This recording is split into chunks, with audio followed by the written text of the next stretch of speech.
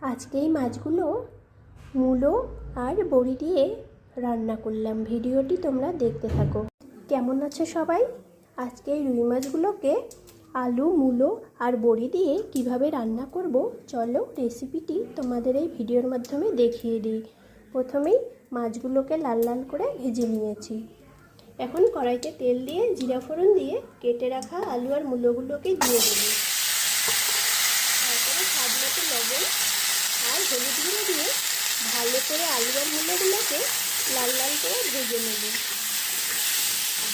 সবজিগুলোকে ভালো করে লাল করে ভাজা হয়ে গেছে। এখন আদা বাটা, জিরে বাটা, লঙ্কা বাটা দিয়ে দেব। এখন স্বাদ মতো লবণ আর হলুদ গুঁড়ো দিয়ে দেব। লবণ আর হলুদ গুঁড়ো দিয়ে ভালো করে কষিয়ে নেব। সবজিগুলো ভালো করে মশলা দিয়ে কষিয়ে নেওয়া হয়ে গেছে। এখন জল দিয়ে দেব।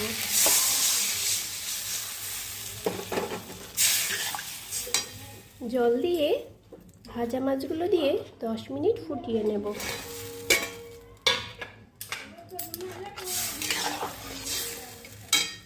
সঙ্গে ভেজে রাখা বড়িগুলোও দিয়ে দেব।